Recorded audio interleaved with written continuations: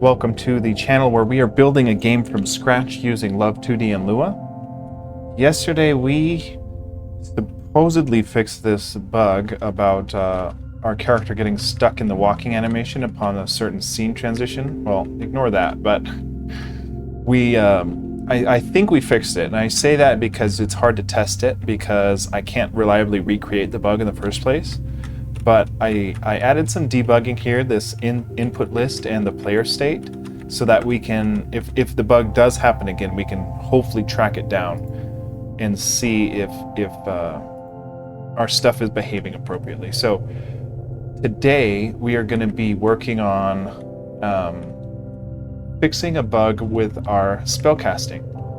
So right now, if we spellcast, we've got a circle of spells around us, and if we get closer and closer to the wall here, you'll see that the spellcast is not colliding with off-screen, right? So it's getting squished. So instead of a circle, they're being limited to the viewport. So we're going to fix that today, hopefully. So let's check out how we implemented that and see if we can't figure out how to fix it, because it should just still be a circle. They should just be going off-screen at this point. So it probably has to do with, I don't know what it has to do with. We'll have to check it out. So let's go. I believe we've got a spellcast entity, and gosh, I can't remember if it's in the map or what. We've got a spellcast entity with its own particle system, and it gets generated, I think, in the play state. Let's see. Entity. Let's find our spellcast entity. Okay, it might be linked to the player. I don't exactly know where it is.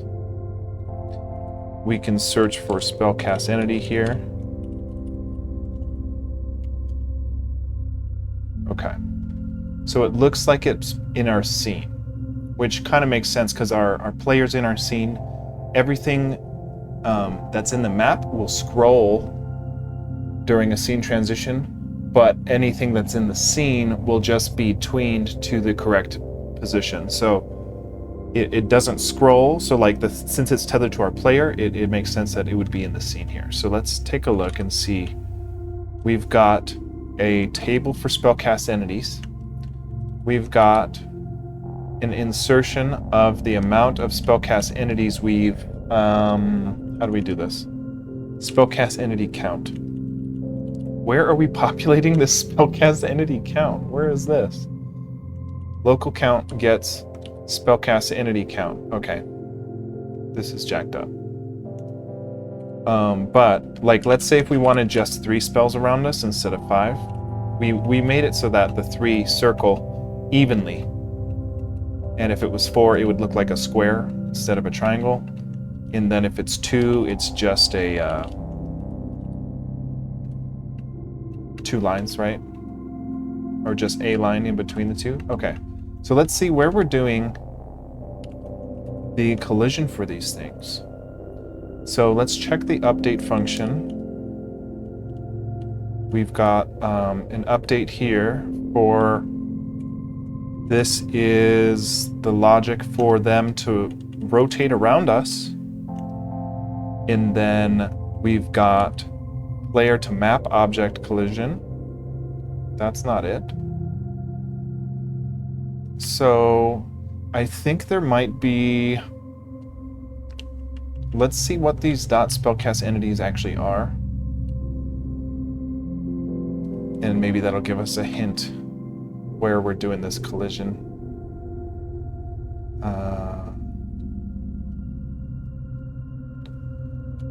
Okay, so we've got a spellcast entity. We insert this actual entity instantiation. Okay, so here's the thing. I'm curious if we can knock. Let's try to knock a gecko off screen and see if they're locked in, because I think that's where the issue's coming in. Is because let's see. If we go to our player spawn, we can give us a starting point of, is it 1-1? So that we can go and see where the geckos are. The geckos are up here. Let's see if we can knock these guys off. Well, if I was... Damn it. If I was better at my own game, maybe I could knock them off. We could increase the damage that the knockback that our spell does, but...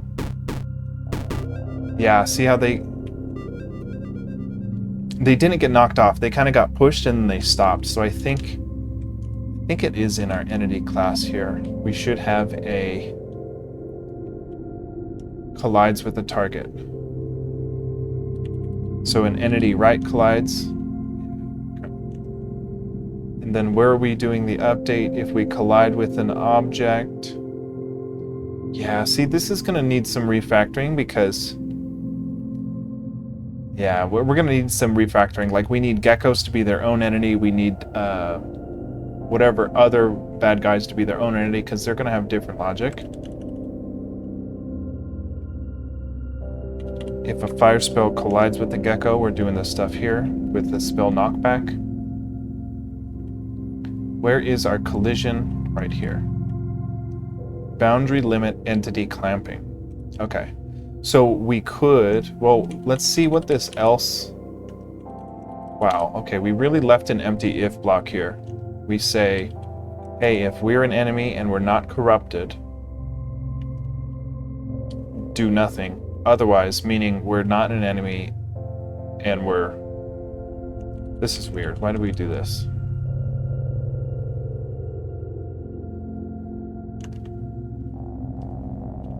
I think it's because if we don't want to clamp them, we want them to be able to walk off screen if they're triggered to a normal gecko. So I think this is what we had here. We're going to clamp them inside the screen view unless they're an enemy and they're not corrupted, then they just bypass. So we want to do this differently because right now our spellcast is also an entity just like our geckos are and just like our corrupted geckos are, and that's what's limiting our spell to be squished inside the screen here. So the spell should go past the screen here. So we could say we could just add an else if not type spellcast or whatever, but how would we do that? Because we're not passing in a specific type of entity. And this is why I say we need to pull this out. We need to refactor this because we don't want to have all these ifs clogging up our entity system. We want, I don't know, it's tough. It's tough because the entity system's handling the... No, yeah, I think we do need to, we need to eventually pull everything out because the entity system does handle its own animation and stuff, but we've got those classes taken out. Well, maybe not. We've got our own animation creation in the entity. Okay, well, I still think it'd be cleaner to take out all our entities types into their own. See this, if self type is equal to gecko, we've got some certain gecko logic. So we want something similar. We want to say if type spellcast, if self, if not self dot type is equal to the spellcast string, then we would go ahead and limit our clamping. So as long as our spellcast entities are of type spellcast, we should fix this issue here. So let's go find our instantiation of our spellcast entities, which is in this scene right here. Okay, type. Oh, look, we've already got it. We're assigning our type to be spellcast. So now we're only limiting our... Why is this yelled out at us? What I'm looking at here is this function is not colored, which means I'm not closing my logic somewhere. Else, if not self... I guess we would do if if self-type is not equal to, and in Lua, the not equal to is a little different. It's a tilde equal. So else if the self-type is not equal to a spellcast, go ahead and clamp our positions. So what that'll do is that'll apply our off-screen clamping, hopefully only to enemies that are corrupted, essentially. But we're still missing... Oh, we've got all our ends here. We gotta be missing something here. Because we'll just crash if we run it right now, which is the truth. We're missing something if... Else if then... I'm not sure what we're missing, to be honest.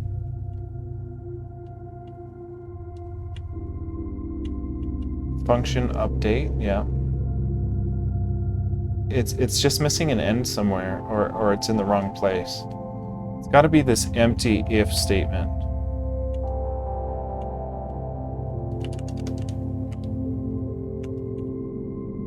Okay. Let's try this where we say, oops. We'll say if our self-type is not equal to spellcast, then go ahead and do that. But we also want to be, or if two things. If our self-type is equal to gecko, and this is why we have to pull it out, because we don't want to have to be doing all these checks for upwards of 10 enemy types, right? So we'll have to factor that out at some point. If type is gecko, and the self.corrupted is false. So and not corrupted.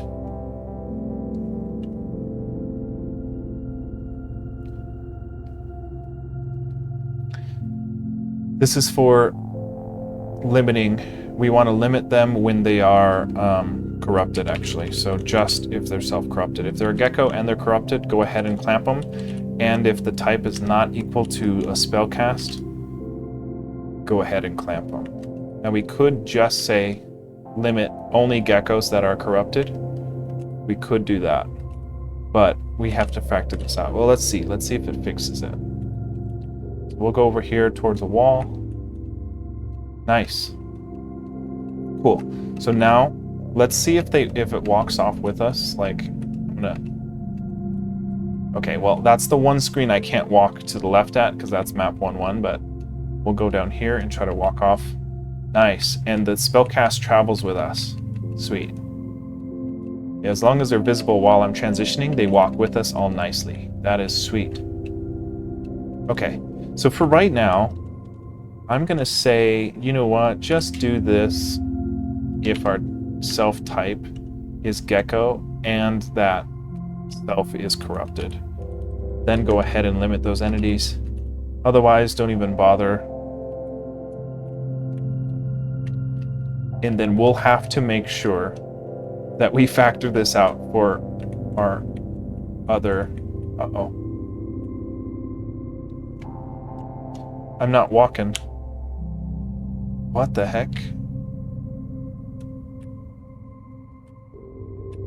Okay, this is a bug. I'm holding two directions. We should walk down and to the left, but it thinks we're holding left twice.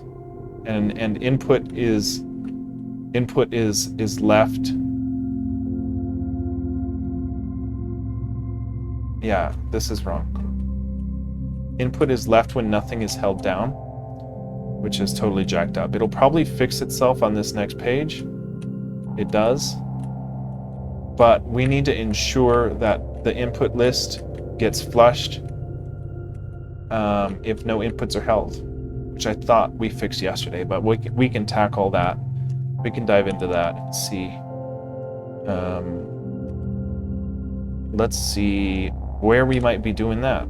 I think in our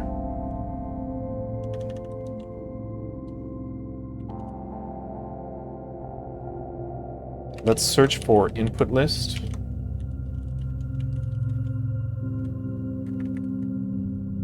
Okay. So I think the problem arises. This is in the player update function, which only gets updated if we're not scene transitioning. So if we let go of an input while we're scene transitioning, we'll never remove this input, we'll never remove this index from the input list. So it's almost like we have to have, what up, K-Tronics? How's it going, dude? We might have to do something similar here, just outside of the player update. Or just move it out of the player update altogether and just move it into the scene update. I'm curious if we can do that, because this shouldn't be tethered into the player update, because the player update only runs while we're not scene transitioning. So we do have a last input we're using here. Let's see where we're actually using that. Yeah. We do use this. Oh gosh, this is jacked.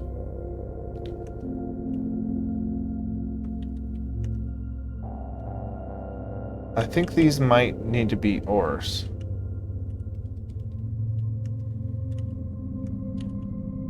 This is so gross. I feel embarrassed about this. Let's see. And we don't move at all.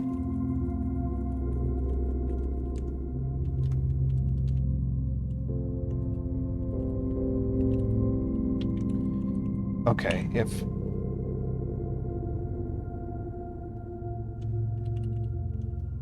okay.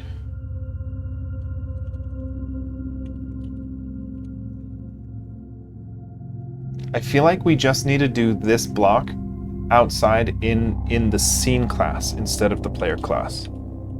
So let's try to do that and see if that might fix our issue. Now, if we run the game as is, it'll still, I think, give that error. Well, yeah, it didn't. And that's the tough thing, is like, it's hard to get these issues recreated when I don't know what's exactly causing them. But if we go, what was that? How did I do that? We'll go into our scene here, and let's see that our scene has a self.player. So we're going to be using, in our update function, we'll say, okay, we'd want to change the self.player state to be equal to idle, and change the player's .last input to nil if all of these are false, which means nothing has been pressed in the last frame and nothing is held down currently. So I'm just going to play around and jam a bunch of keys and see if we can't get that issue to pop its head up again. But it does make sense to me that moving that logic into the scene class could potentially fix it, because it was linked into the player update function, which only updates while we're not transitioning scenes here. So now we're flushing it in the scene, which exists outside of the scene transition. So that might be it.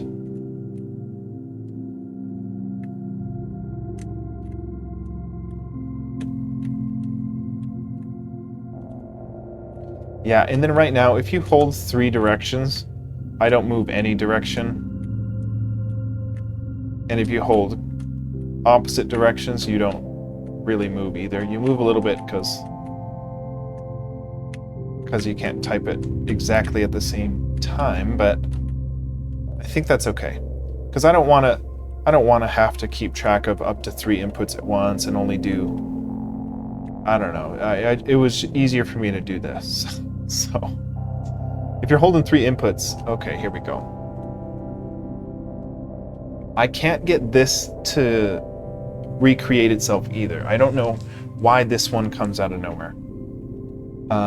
We're attempting to index a field next map in our scene 112. Let's check out our scene 112. It just can't index this next map. So something happened when we were doing a begin scene transition that it just didn't it didn't transfer over the map. Now I'm kind of curious because I only have noticed this since we took this line out. But taking this line out was the thing that fixed our animations in the scene that you spawn in. So I don't think that initting our scene to be the current scene. This is weird. This is weird. Let's take a look when we instantiate a next map, how we actually do that. Let's see.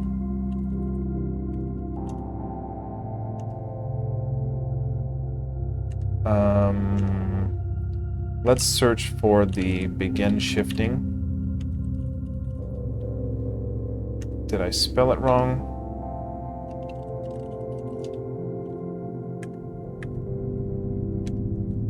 Okay. Yeah, so right when we crashed there, it would have been this right transition, right? We trigger a right transition, except the issue was this next map was nil. So something must have happened in our current map row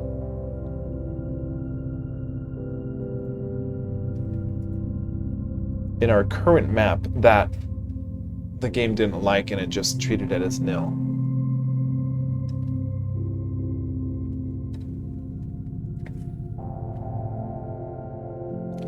And I've noticed I've only seen this issue on a right transition, so I don't know if there's something different going on with the right transition than any other.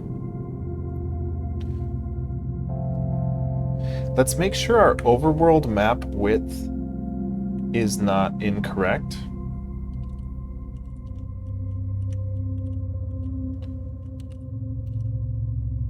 Let's see. Constants. Let's see our overworld. Okay, overworld map. Okay. Yeah, it's correct. It's 10.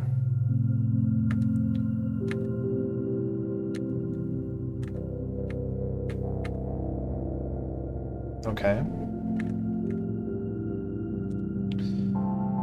It looks right to me. So why is it that we were indexing a nil map for our next map?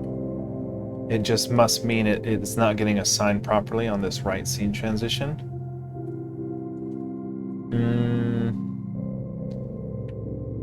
I feel like it has to be our current map column getting screwed up. Let's add our, where do we put it? In our play state debugging? Yeah. Let's add here what was it? I already forgot. Current map column for our, oh, see, and this would be, okay.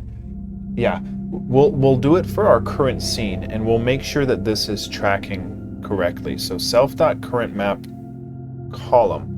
I think it'd be column and not row. So yeah, let's do this. Scene view.currentMap.column. We'll see.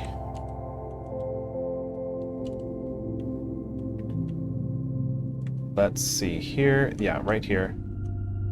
We would say scene view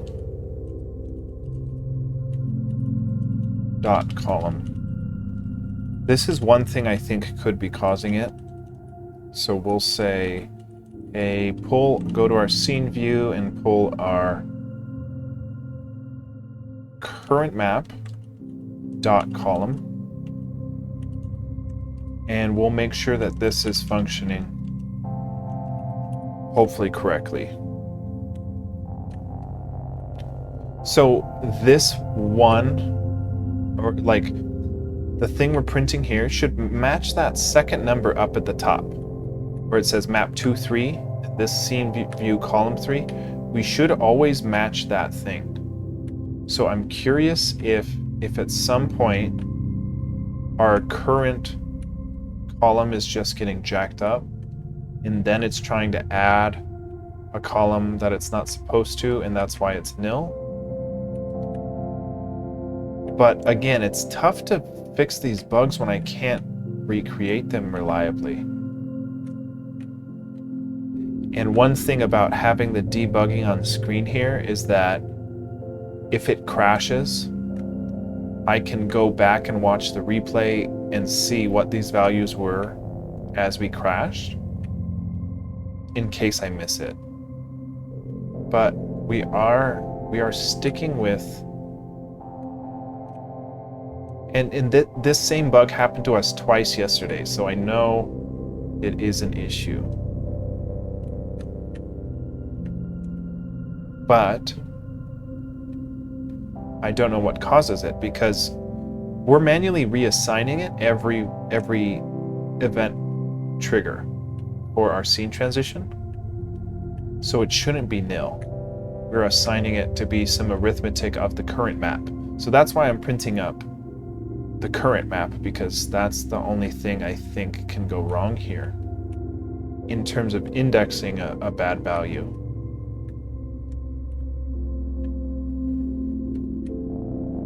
Maybe we'll take a look at our begin transition logic and see if we are doing anything incorrect here. I can't get this to crash again. It looks right to me.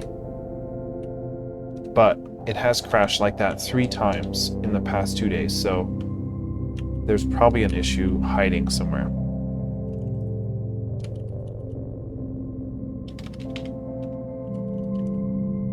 Oh, it's begin shifting. Is it like this? Begin shifting? No?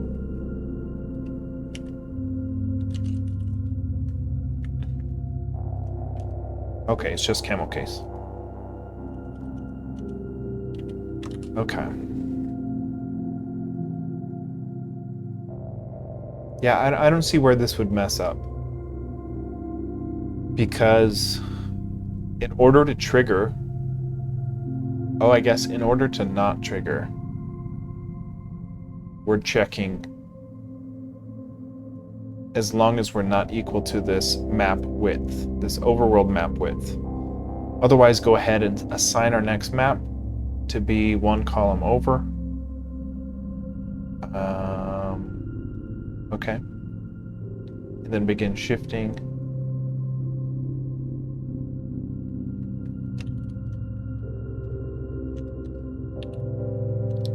Okay.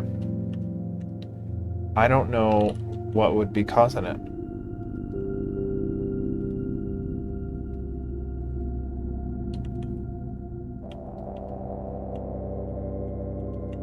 Now the thing said we crashed at what, line 112? It said it crashed at the finish shifting, and that's because why? It says we crashed here as if we didn't have a next map. But as long as we begin shifting, if we look at our begin shifting, we aren't assigning a next map here, because we have to assign a different next map depending on which scene transition we're doing. So here's all the different logic for each. So yeah, we've got a column -1 + 1 and a row -1 + 1. So the next map determines on which transition, but all transitions run a begin shifting function with 2 different values, and those are the other 2 different values we're putting in there. Okay. I don't know why we would be crashing there. because it looks to me like we're assigning this correctly, and it works a majority of the time. So, I don't know, this might be another thing like we did with the bug yesterday, where we just leave it and we find it, you know, if we'll try to make it standard practice to hold debugging while we are experimenting, so that we can in fact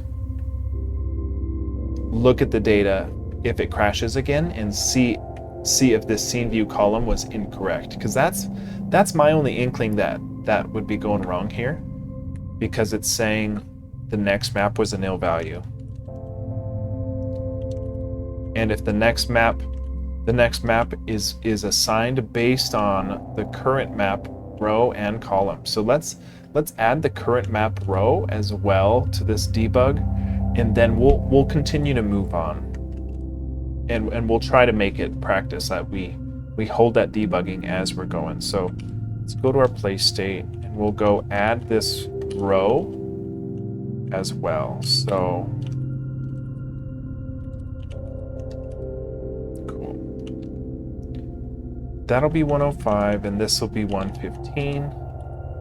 And then, yeah.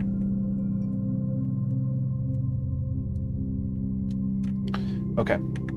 And we might want to put this, I'll put this right under map so it's easier to see. This is where we messed up. Okay. I'm gonna just put the map again. So like, it's hard because I did this ugly, where if I were to put those two row and column right under map, we'd have to change the Y position for all the subsequent values. So instead, what I'm going to do is make this one 115, make this one 125, and then go to this one and make this 105.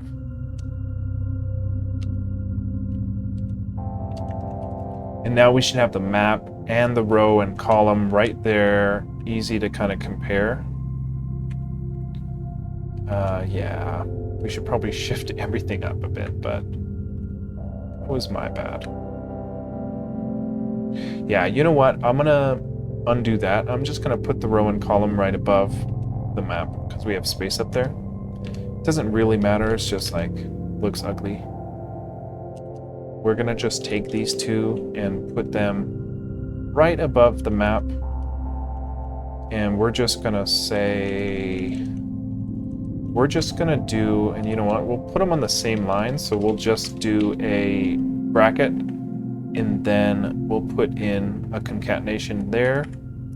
We'll concatenate it with another end bracket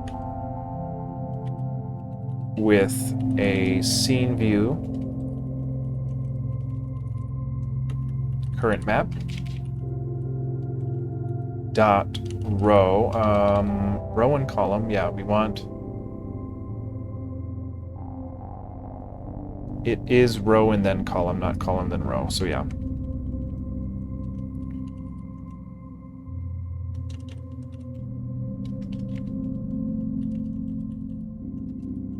Okay. So we'll concatenate this with another bracket, just like our map. And then a last closing bracket. And we'll just put this at what, 115? Right above the map.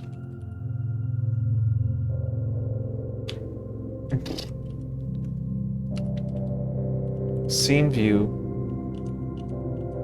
really, okay, scene view dot current map dot column. There we go. Okay. I don't see it. Oh, I see it way at the bottom there. It's because we should be doing this not at this height, but at this height, which is 5. Okay. Okay. So those two numbers at the very top, 1, 1, that's our current scene row and column. And if we look at actually what's right beneath it, yeah, we are printing those up. That is literally what we're printing out.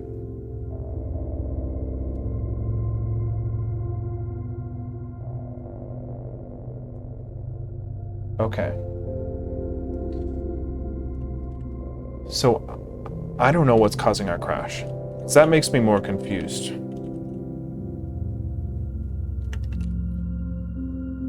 We are printing it up, so we'll leave it for now, and we'll walk around with debugging on and see if we can't catch the values by the time we find that bug again and when we crash.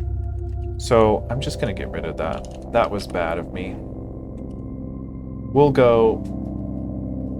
Let's take a look at what we want to add. So the big goal for the near future is to have about a 4-scene grid of better tiles than this. Right now I just kind of mass drew a bunch of tiles, but we want like a particularly good looking scene layout so that we can film a channel trailer with the gameplay footage. So like, see how this one looks a lot more interesting than the ones above it, because I was adding some water and we got the animated flowers and the holes here. So we're gonna try to make a 4-scene grid, which means we'll probably move the geckos back down here. Let's do that first and foremost. Let's just move our geckos back down here so we at least have that 2-grid scene. So we're gonna go to our player spawn.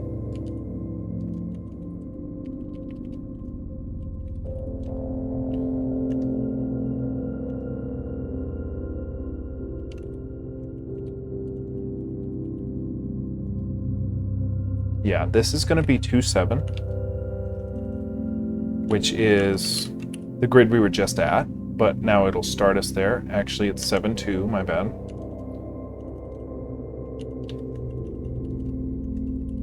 That put us in lava territory. Okay. So it put us right there. We're trying to move our geckos down here. So what's cool is we can now come into our tiled application and say, you know what, this grid up here that our geckos used to be at up here, we're gonna go ahead and just copy that layout. Not what I wanted. We want this one. We say, you know what, give me these, copy, and then we're gonna put it right here next to our 2-7 grid. And we can plop it down just like that. And we can then draw any other thing we want here, which is like, oh, let's give us one of these signposts. And then give us one over there.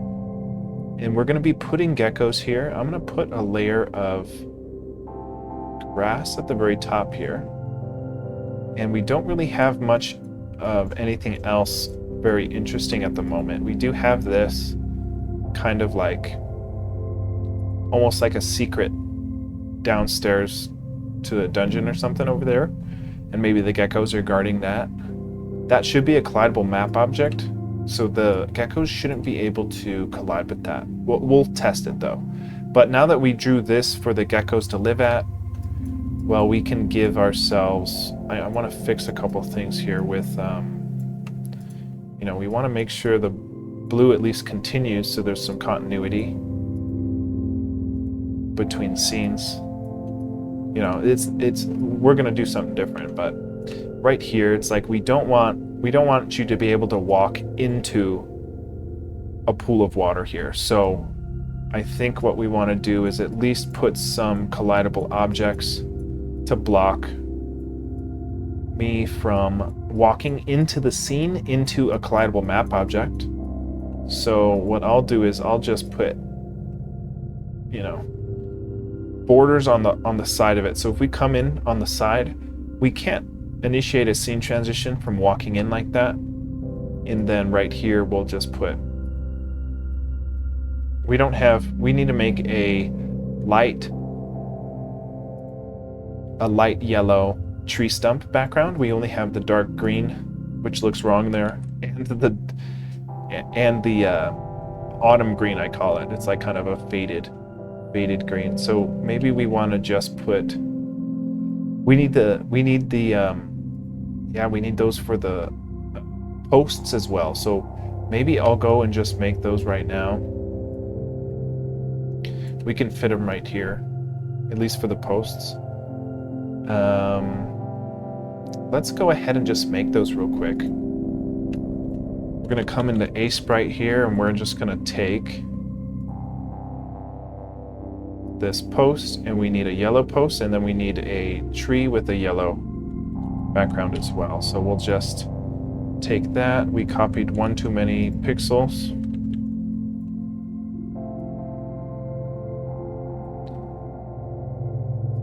Again, right there. Okay, so we need that, and then we need this as well with the same yellow background. And we can organize this better once we know all the sprite art we're gonna have. But for right now, it's totally fine to just put them wherever, except I made a mistake here. Okay, fill that. Cool. And then fill this. Sweet. So if we save as a master sheet, and then in here, we'll save our current map, and we will reload it. And now we have access to this white or yellow, light yellow background tree stump and fence post. So now we can't initiate a scene transition into the cliffside, and you can't initiate it from any side, so you can't walk into there anymore. So that should be okay. Okay, so now that we've got that drawn, let's save as, not save as, we want to export as a global map. Now exporting that will export a .lua file, which we wrote a data downloader for, that goes through all the data table and puts all the tile IDs into the appropriate scenes. So now when we run our game, we've got the, oh, and you know what? This signpost should be not walkable, but we'll fix that. Yeah, so we need a couple more things. Let's see, this should be the gecko page. We're off by one whole margin here. Okay, I copied over wrong. Yeah, this signpost should be not walkable over, and our other one should be too. That is really strange because they are in the collidable map object range. Let me see if any of my map collisions are working, because I have a feeling none of them are working at this point. Okay, well, yeah, we are doing it here. So why is it that our... That's strange. Okay. We gotta do some sleuthing. Now this signpost should be not walkable over, and it's right next to the tree stump. Now in my code, I'm saying anything with a tile ID that is in a range from here to here and all the way through. That's why I have this red square signifying anything in that range is not walkable over. But they're not all working like that. So I'm wondering if something's happening with the tile ID exports here. Yeah, we jacked up copying this over. we're missing... Yeah, the tree stump should be the 4th place. 1, 2, 3, 4. Okay, it is.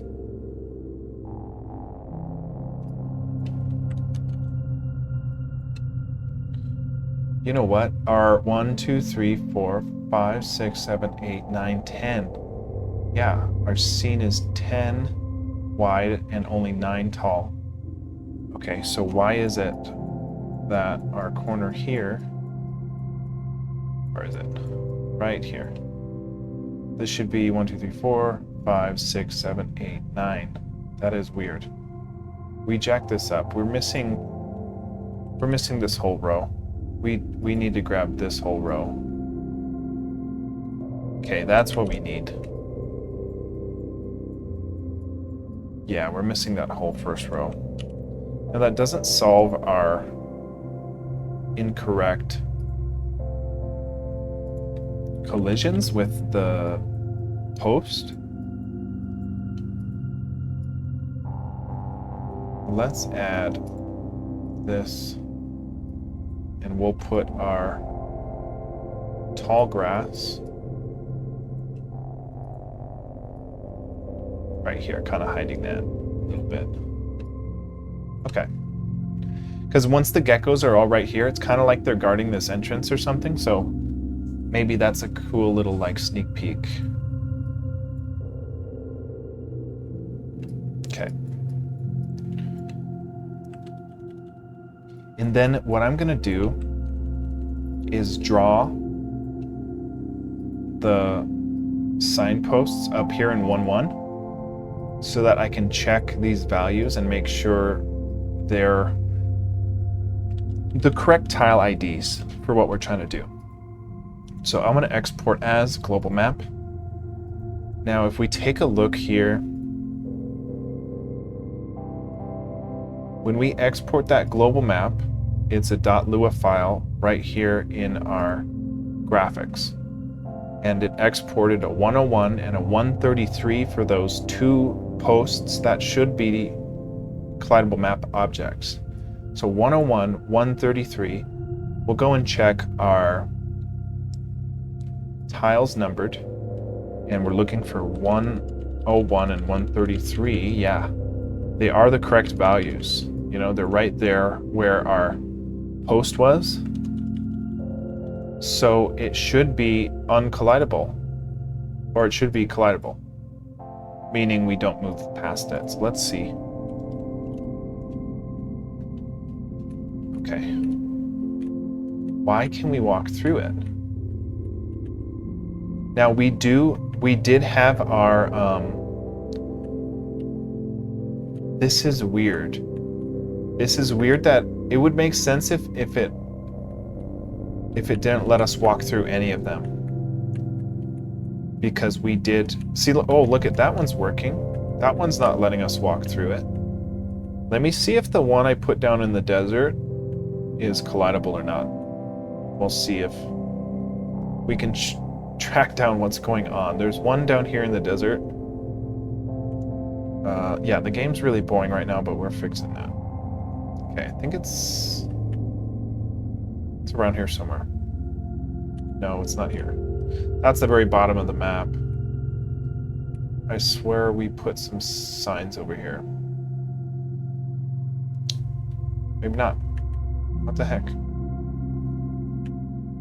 What's really strange is the tile IDs are correct, so I don't get why we're not colliding on certain tiles, and then certain tiles that are right next to those are working. Like, we can't collide with the fence, we can't collide with the water, but we can walk right over the sign.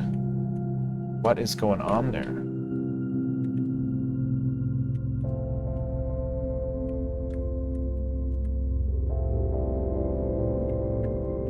What's really weird is it's not wrong in the export. So if we look at our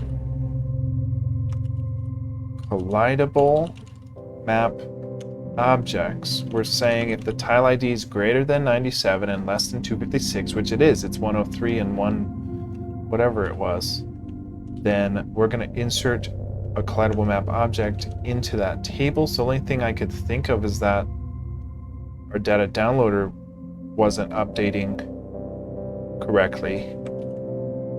If we look at that, it's weird because I know we did have this working not long ago where you couldn't walk through a post. If we go into our map declarations, we'll see where we wrote the code for that part. And it is, I should name it better. I should name it something. We got to delete all that junk. Here, this data downloader, map downloader. I'm just going to also call it data downloader because that's what I reference it to. Downloader. Okay. No, yeah, I mean this is this is all right. It's rendering the right scene. It's rendering the tile it knows it is, which is correct. It's just not doing a collision for whatever reason. This is confusing. I am going to try to redraw it because I don't know what else is going wrong. Thinking something in the refresh. I mean, I don't know. I don't know what could be causing this. So I'm going to make this water edge shorter.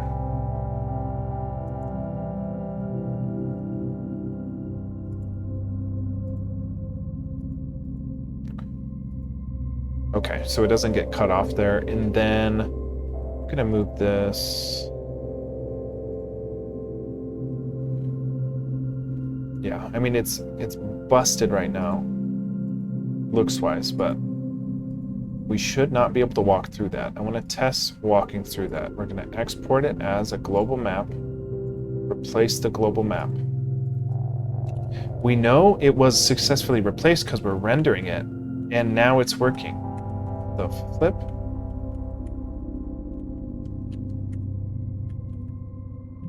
Okay. Oh, and we're drawing an animatable still in the wrong spot. And what we can do is go to our map declarations and go to our animatables. I think it's just at the bottom. Yeah. So let's get rid of the water that is the lowest. And then we should only have the proper 2. And then what we can do is, I want to add the animatables for this left side here so that when we're at the cliff side we can see the water animating. I know it doesn't make sense like visually, but I'm just trying to make it like once I touch up the blending on the pixel art here to make these a little, you know, blend nicer. Once we do that, it'll start, I don't know, it'll be closer to where we can film that channel trailer. So it's like we're trying to get to the point where we can film that channel trailer. So we look at what map number it is. It's at 8.2. So we need animatables for 8.2, and we need it for the first 2 columns, all the rows. So we can do it like this, where we know which water we want to insert,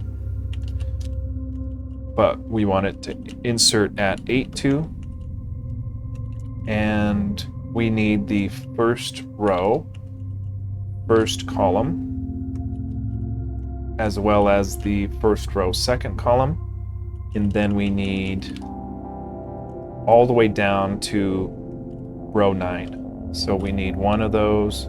There's 2, there's 3, there's 4, 5, 6, 7, 8, 9. I know there's a better way to do this, but we're just trying to make something prettier for the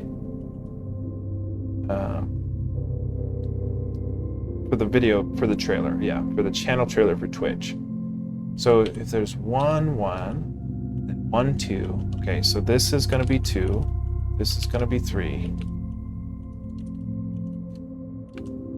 Really. We got 4. We got 5. We got 6.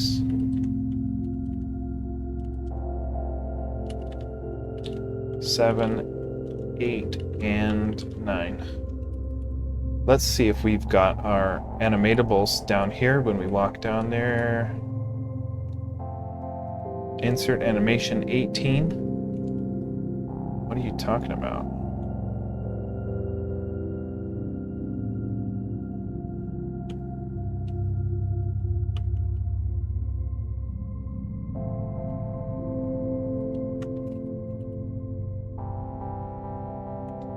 I don't know what's crashing there. It's like the insert animation function in our map declarations 330 is not being liked. 330, 9.1 and 9.2. Do we not have? We should have a row 9. Let me see. We comment this one out.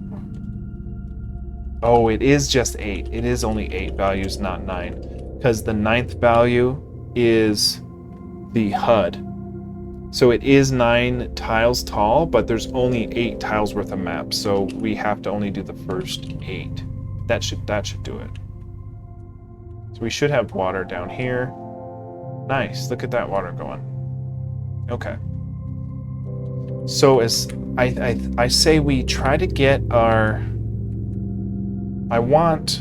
First of all, I want this blending to be a bit better. For this, I want no grass here or no grass here, so we can walk around it if we want. But then maybe add a little downstairs hole there. Maybe add another sign, I don't know. Just because they're kind of cute and it's something that looks different than the blank grass. We should make some tiles with like a little bit of grass, like how these flowers have like dark leaves on them. We'll make some grass tiles that have just a little bit of texture, so it's not just blank green like that. And then we'll put, what else? Ideally, this map is the 4th of our 4 that looks somewhat nice. I wanted to make like a, I guess we can add a kind of corner here. I don't know.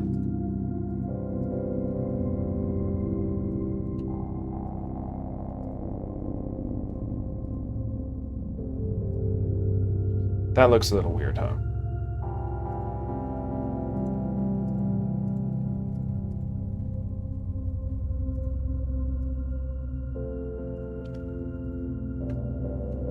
Yeah, that looks a little weird. We'll keep it for now. Just because I like they've got like little grass specks on them, so it looks a little bit better. Then we'll actually make this dirt path come out down here.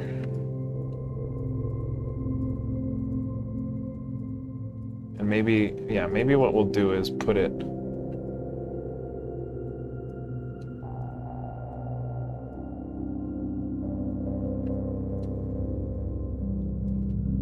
something like that.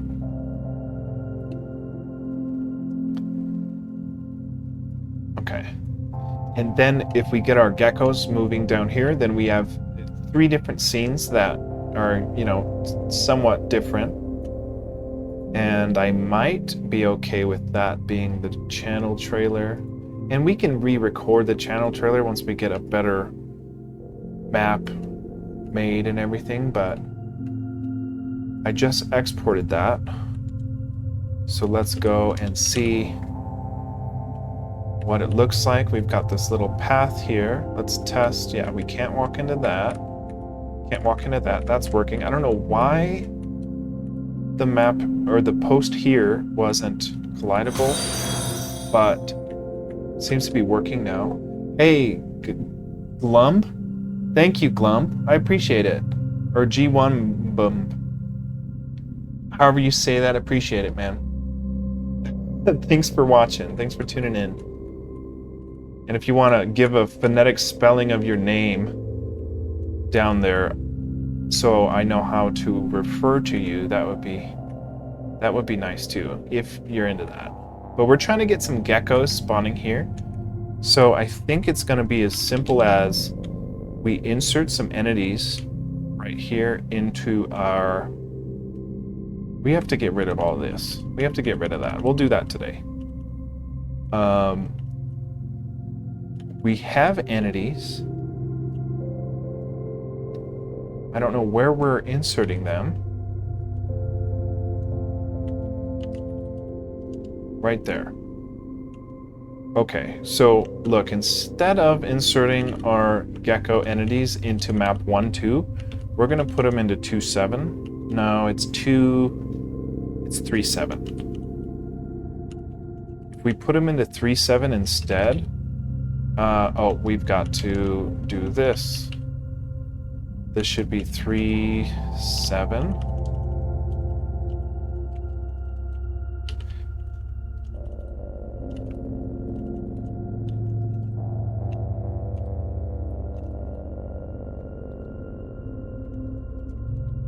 Okay.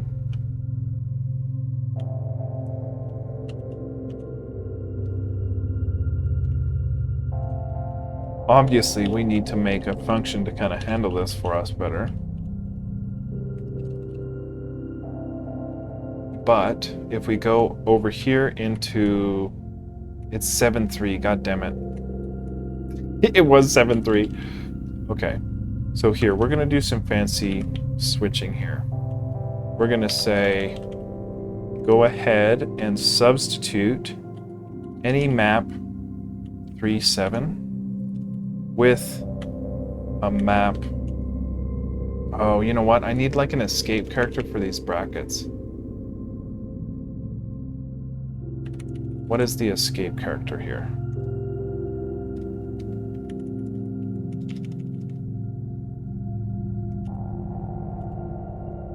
Three?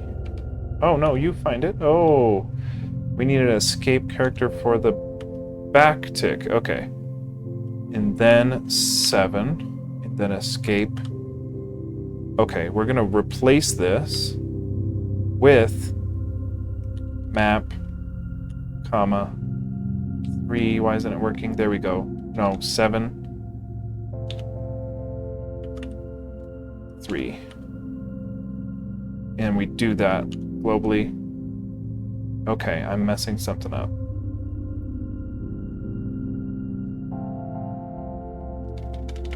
Why is it not liking that? Normally I'm able to do that. Whatever, we'll do it the old way. Do it the nasty way. We're going 7-3. And we need this one. Actually, we can do like... That's a lot of work.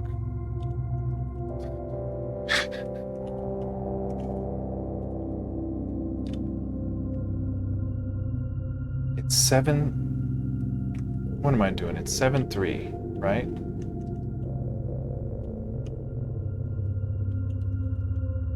Okay.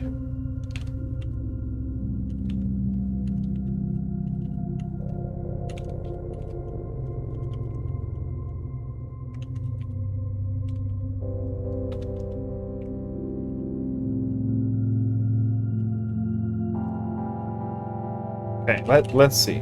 That took way too long. Cool, we've got geckos. Oh, sweet. Nice. Now, they shouldn't be able to collide with this. Oh, they are. Oh, you know what? Yeah, we haven't added... We've got to add this to the list of things to add. They're also never dying. They should be cleansed by now. Is that a bug? Or did I just miss something? Yeah, they shouldn't be... They shouldn't have that much health.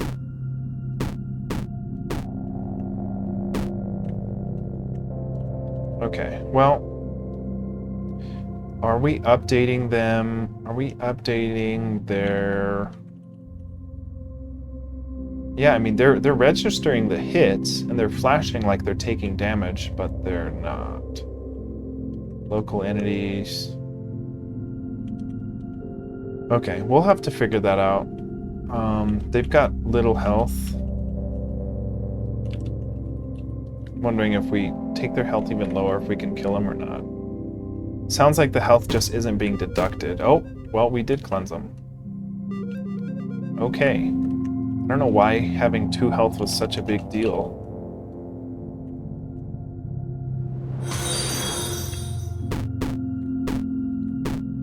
Hey, Quellis, thank you, thank you, thank you. Oh, Glum, okay, nice. Yeah, some other Glum took it. I thought some other Glum stole that. Hey, thank you, Quellis, I appreciate that. Yeah, we're almost at our 100 follower goal. So thank you, everyone. That's really cool. I'm gonna finally take off this follower goal once we hit 100, and it'll just be chat up there. But I was thinking, you know, it's nice to kind of hit 100, and then I'll take it off, and then it'll just be chat. But we're close. We're super close. We're a couple away. Oh, nice. Okay, Quellis. Oh, so you're in the indie game dev team as well? I will shoot you a follow, I'm sure. I'm sure there's a couple I'm missing that I'm not following in there. But thanks, yeah.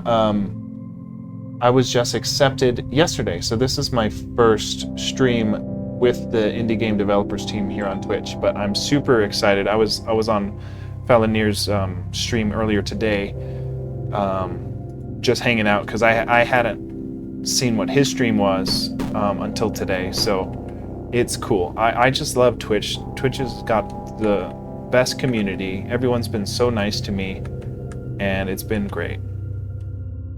So yeah, this is looking decent for like the first. We need something for this grid, but I'm liking this grid. It shows off the geckos.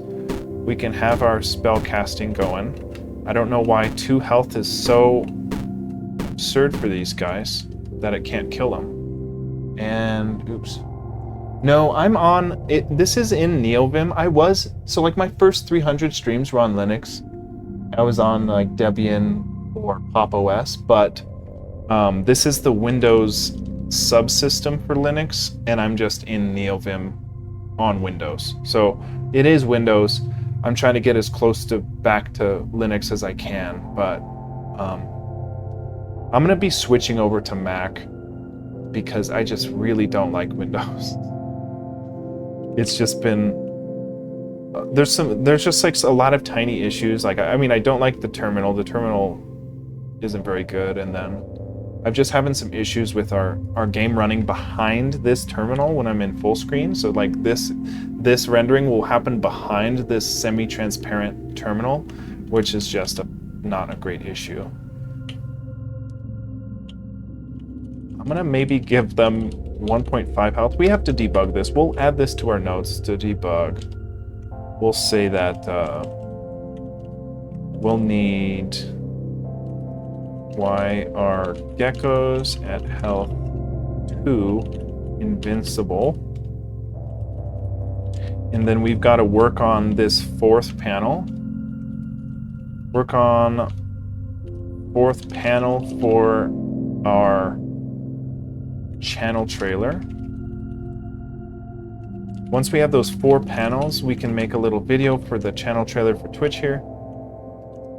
And then we will... What's the other thing? We did fix our spellcast entity stuff. So we did that today. We need that. Substantial, we're working on that. Draw a couple cool scenes, we're working on that. Okay. So yeah, we're gonna do...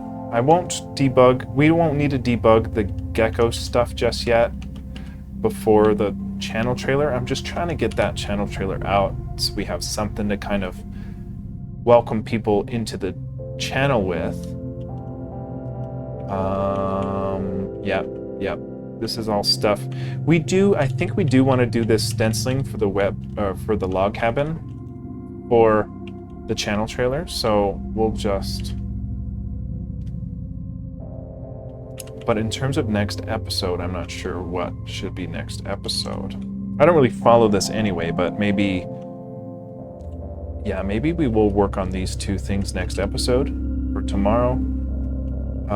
And then maybe new sprites too. I'm just gonna get rid of that because that's kind of part of making the panels. Okay, yeah.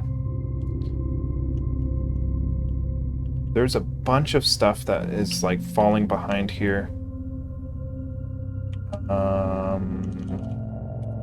Let's see if we can't find any other thing we want to add. We've got our geckos. Oh, we need entity collisions with collidable map objects, because see how the gecko's walking right over the stump there? We need to add them to have collisions over that. So we'll say, right here, we'll say, give enemy entities collidable map object logic. Collidable map object logic. Sweet. Yeah, Quellis, this is... I'm so glad to be part of the team. I was just really glad to be accepted. Like, you know, I was like worrying about my application. I'm like, oh my god, like I'm not even at 100 followers. I'm like all worried about it. But then Felinair was super nice to me, and then you coming over, giving me a follow. That's super nice. I appreciate that. Oh, and you know what? I think I do want to just clean up the map declarations real quick, because we have all this old logic. Before we commit here, we've got all this nasty old logic. This is how we used to be rendering all the sprites. I would just title what enum the sprite was supposed to go manually like that. That's how I used to do it, and now we are doing a much better method where we're able to draw it here in tiled. So like here's like the whole overworld. We're able to just draw it out and then export it all as tile IDs, and then re-import it as the correct scenes with the correct tile IDs. So that's a super much better way of doing it. We'll get rid of all this too. This is just, we don't need this. Okay. Cool. So this is the map downloader that we wrote that takes the global map export we get from tiled and goes and actually inserts the correct tile ID into the correct map row and column for our global map. So that's how it knows which sprites to render where. And then that maintains the ability to keep all our collidable map objects once we import them. So like, it knows a tree stump and a tree is a collidable map object, so we can't run into it. But yeah, so next episode, I think we're going to be working on the stenciling for the cabin so that the cabin is appearing in front of me instead of behind me. And then, what else did I say we were going to do?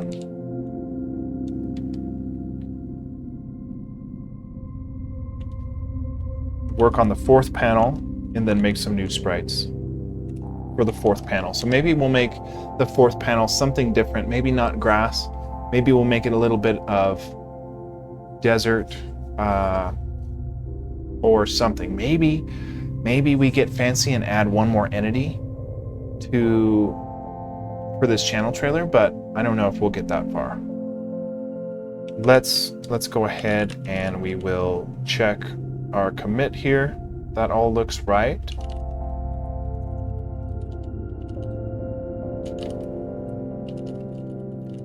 I am so happy to see all the little Pokemon down here on the screen. It's so cool. We're gonna say we fixed, or let's say we spellcast entities no longer collide with the scene edges, and we potentially fixed our endless walking bug, but If we didn't, we've got debugging on key 1 to help us find that issue because it's been elusive. But we're also moved geckos to row 7 next to 3 panel scene.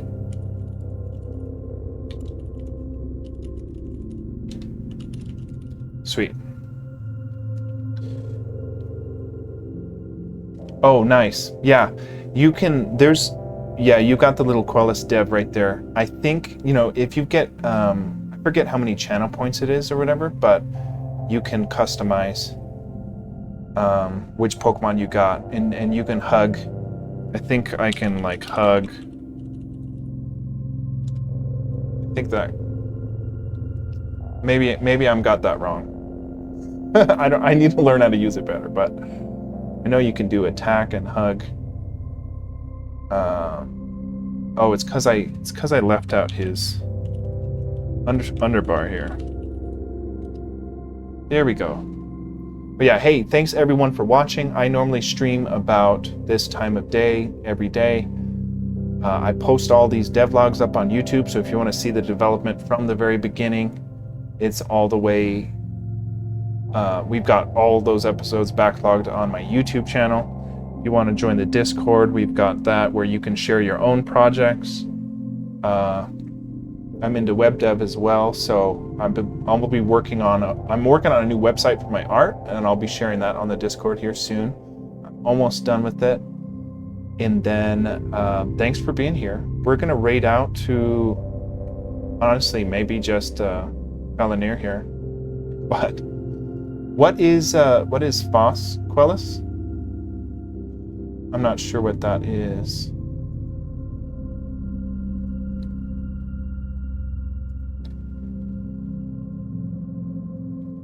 Oh, yes. So yeah, on all the source code for my game is up on GitHub, and for my past games as well. I've also linked in some executable builds. So if you want to play my version of TAC, if you go to the releases right here and scroll down, there's a Linux build, a Mac build, a Windows build, and that goes for my other game. I rebuilt Joust by William Electronics.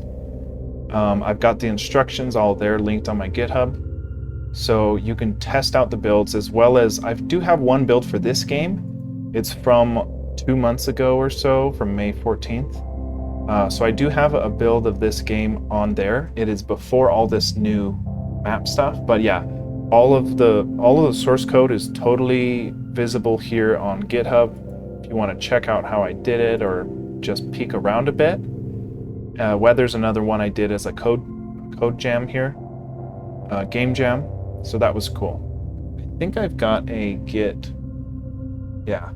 Oh, sweet. Yeah, I linked the source code there. So if you want to check that out, I think it's on my channel page as well. But hey, thank you everyone for hanging. I know Falinir just added me to the indie game dev group yesterday, so I think it'd be nice to raid and try to catch some Pokemon on his stream for a bit. But thanks everyone. I appreciate all of you. I hope you all have a good weekend and a nice rest of the evening. I'll catch y'all later.